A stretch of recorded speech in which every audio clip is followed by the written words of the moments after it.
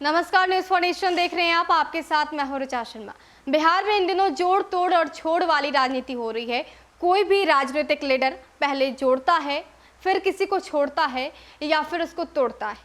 अब इसी पूरे पेच के बीच जो सियासत है वो चल रही है और सीट शेयरिंग को लेकर भी जिस तरह से खामोशी नजर आ रही है वो ये बताने के लिए काफ़ी है कि इस बार सभी अपने अपने दम पर सीट को लेकर दावेदारी करने वाले हैं और सभी पार्टियों ने अपनी अलग अलग प्लानिंग कर ली है, चाहे वो गठबंधन में हो, लेकिन पार्टियों की सीट शेयरिंग को लेकर जो प्लानिंग है वो अलग अलग ही है।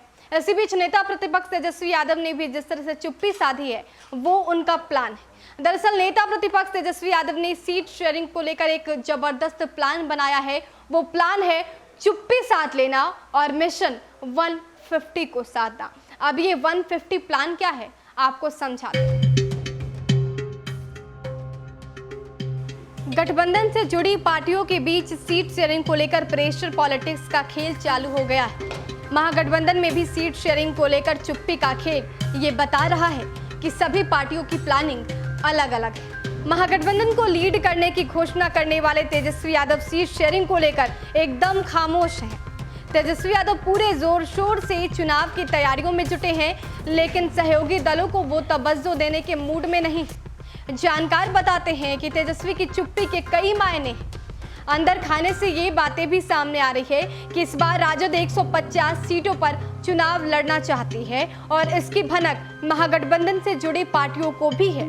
सीट का बंटवारा भले ही ना हुआ हो, लेकिन तमाम प्रत्याशियों को अपने क्षेत्र में कूच करने का आदेश भी राजद की तरफ से दिया जा चुका है। पिछली बार के महागठबंधन में राजद, जदयू और कांग्रेस 3 पार्टियां थी। जदयू अब नहीं तो कांग्रेस भी ये चाह रही है कि उसे ज्यादा सीट मिले।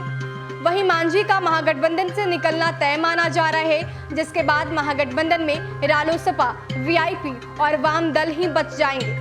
इन सभी पार्टियों का नेतृत्व फिलहाल कांग्रेस कर रही है, लेकिन सीट शेयरिंग का क्या फॉर्मूला होगा इस बार कोई बात साफ तौर पर सामने नहीं आ रही। लेकिन ये चर्चा जरूर है कि इस बार कांग्रेस भी 60 सीटों पर चुनाव लड़ना चाह रही।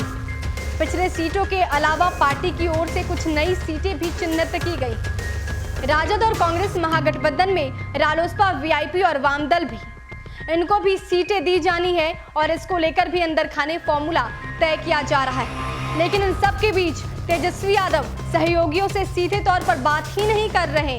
रालोसपा जब एनडीए में थी तो उसे 23 सीट मिले थे, लेकिन इस बार क्या फॉर्मूला बनता है ये देखने वाली बात होगी। हालांकि इस पूरे फ्रेम से जितिन रामांझी अभी तक आउट ही चल रहे हैं, क्योंकि अभी भी ये कयास लगाए जा रहे हैं कि वो जेडीयू में शामिल हो सकते हैं, महागठबंधन का साथ छोड़ सकते हैं। ऐसे में जो 3 मुख्य पार्टियां हैं और बात की जाए तेजस्वी यादव की, तो जैसे तेजस्वी यादव हर मुद्दे को लेकर खामोश नजर आ रहे।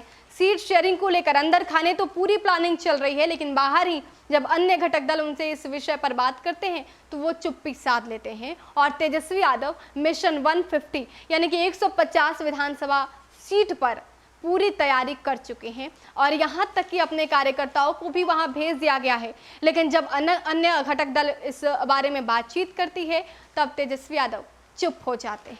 यानी कि इस बार महागठबंधन में ये चुप्पी कुछ बड़ा खेल करने वाली। फिलहाल के लिए इतना ही। बने रहिए हमारे साथ और देखते रहिए न्यूज़ फॉर नेशन। नमस्कार।